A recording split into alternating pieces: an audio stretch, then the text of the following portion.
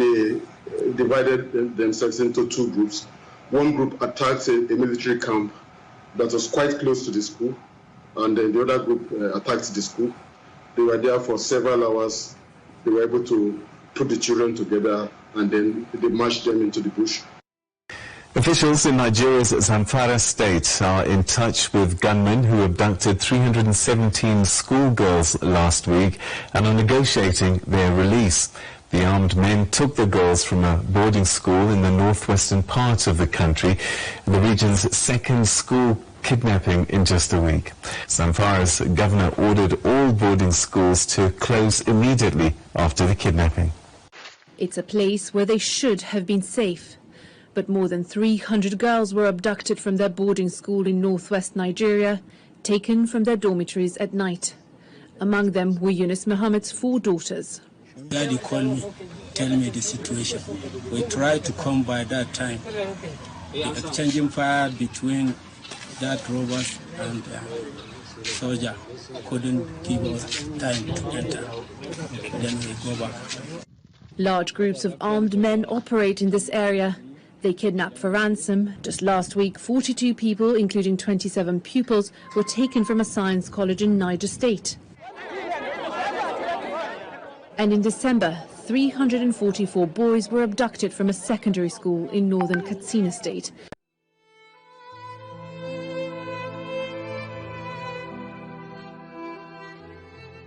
We begin then with that breaking news out of northwestern Nigeria, where more than 300 schoolgirls have been kidnapped.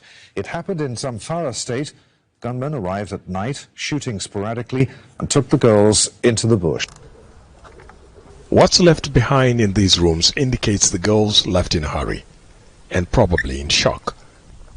The attackers shot through glass windows to force them out. Personal effects strewn across the floor. They were gone only for a few days, but the dry weather casts thin layers of dust on what was left behind. At the school entrance, the lone security guard tried to stop them, but failed. After a short patrol of the school perimeter, I went back in. Shortly after, I saw someone on the wall. I pointed my gun at that intruder. I heard him telling others to shoot me. I hid and I called for help. No one was able to help because they've surrounded the school. Although there are 2 security posts within a few hundred meters of the school in this northwestern state of Zamfara, not enough support reached him. A police officer who attempted to stop them was shot dead by the attackers. Marwana Tishitu is among students who evaded capture. They now start shooting, shouted, everybody should come out. If we catch anybody inside the room without coming out, we are going to shoot them. So our sisters just came in out, running to the gate. Ismail Hassani is still waiting for the news of his 10-year-old daughter, his sister, and a friend's daughter. I've never been in such a confused state. I haven't slept much, nor eaten well since then. There is no joy, no laughter anymore in this house. Back at the school, a few parents hang around for news of their children. With them, security personnel guarding empty classrooms and hostels. Just a few days ago, these hostels were full of life. 550 girls were here chasing their dreams. Some wanted to be doctors, others teachers. Then as they prepared for the night, armed men burst in. They herded and drove 317 girls into the night. Now the halls of residence are empty. The government of Zamfara state has now shut down all boarding schools in the state. But for some, the damage has already been done. Some parents insist their daughters aren't going back to school, saying the Nigerian government has failed them. Hello and welcome. The President of Nigeria, Muhammadu Buhari, has welcomed the release of 279 schoolgirls abducted by gunmen last week. The governor of Zamfara state said he'd negotiated with the kidnappers and come to an arrangement. Most of us got injured on our feet and we could not continue trekking. So the captors said they would shoot anybody who did not continue to walk. We walked across the river and they hid us and they let us sleep under shrubs in a forest.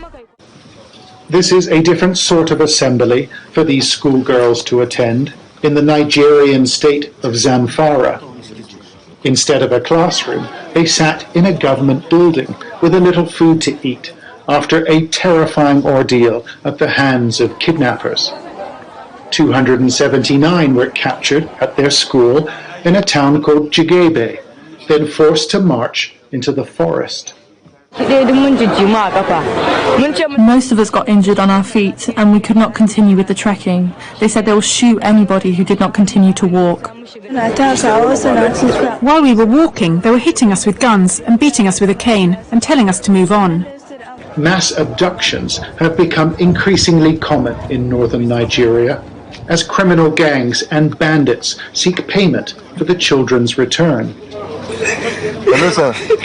For the pupils and the parents, it can be traumatic.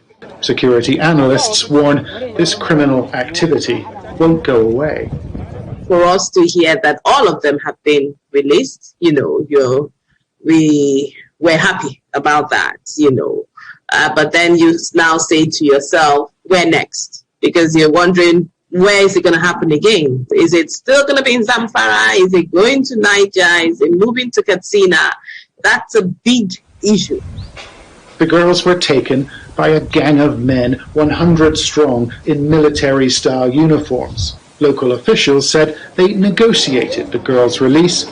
It's a common practice, and it may be necessary, but it fuels these terrifying crimes. John Sparks, Sky News. They arrived at dawn, limped their way into the office of the governor, exhausted, and some too sick to walk. They served meals in an office where normally cabinet meetings are held. With their first decent meals in days, they gathered the strength to tell us what happened. They drove us like animals. Some of us were falling and getting injured. They made us trek for 2 to 3 hours and spent the first 2 days in the camp. They pushed us forward, threatening to kill anyone who refused to move. Despite the blisters on our feet, they forced us to walk further until we reached the second and then the third camp. The 279 students were kidnapped while they were sleeping in their boarding school dormitories in the town of Jangebe, in circumstances similar to the Boko Haram kidnapping of more than 270 girls in Chibok in 2014. It's not clear if these girls will have the courage to return to school, or even if their parents will allow them to return. The governor of Zamfara State insists dialogue with the bandits will continue despite the pitfalls. It's a very dicey situation. A lot of people are questioning the rationale behind negotiating with criminals like this, which will embolden them in terms of getting money from the government, or also rearming themselves and conducting more daring attacks.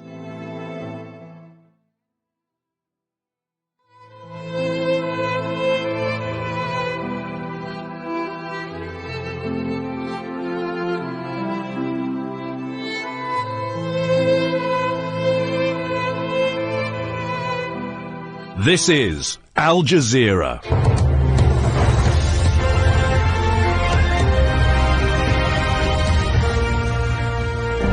Well, we begin this bulletin with breaking news out of Nigeria. There are reports that gunmen have kidnapped students from a college there. That abduction happened in Kaduna State in the northwest. This is CNN Breaking News. I want to get you back to Nigeria now, where more parents will be in torment and the country's kidnapping crisis deepening.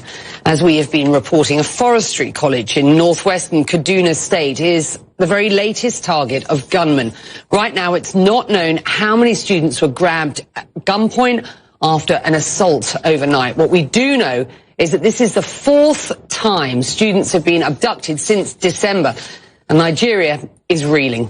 Well, civil rights activist Shehu Sani is a former senator of Mando, the town in Kaduna State where this latest mass kidnapping happened. He's critical of the Nigerian government's handling of the crisis, writing on Twitter, quote, "When they said that Jangebe kidnappings would be the last, it's clear that they really underestimated the enormity and gravity of the problem. Kidnapping is now a thriving, lucrative business, and students are now their stocks and gold mine." Well, it couldn't be clearer than that.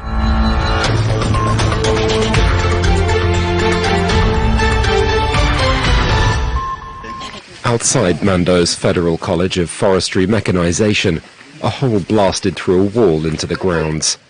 Gunmen had stormed the school in northwest Nigeria, abducting at least 30 students.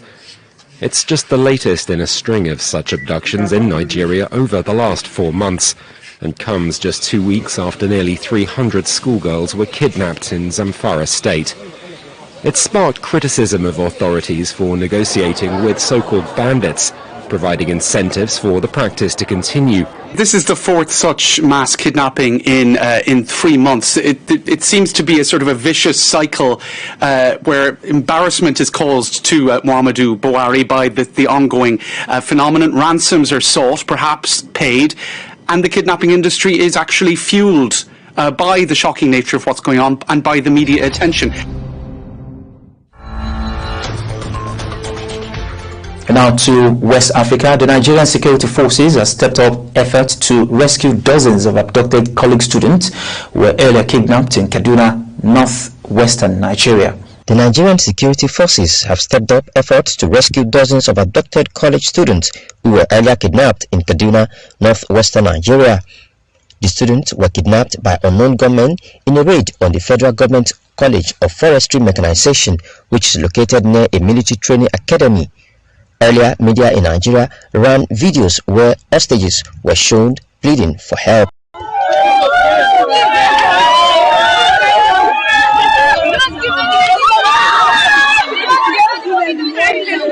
We are pleading on government to come now that is early, because these people, they have bad minds towards us. We are pleading on government to come and help us, because without the government coming to our rescue this early and having any settled issue with them, there will be a serious problem with us. We are pleading on government to come and help us. I, as a CNC, am begging you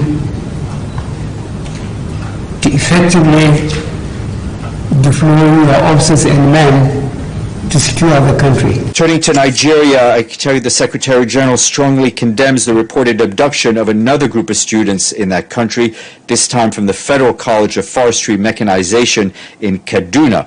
The Secretary General calls for the immediate and unconditional release of those students that remain in captivity.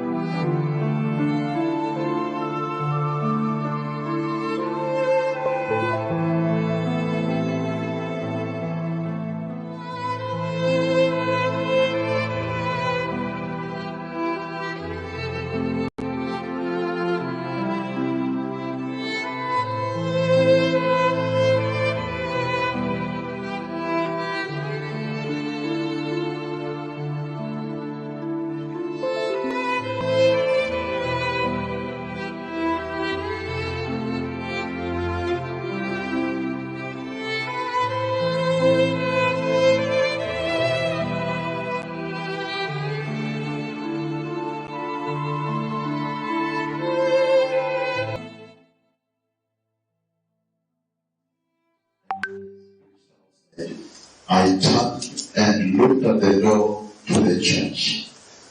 It was open, and this is what I saw.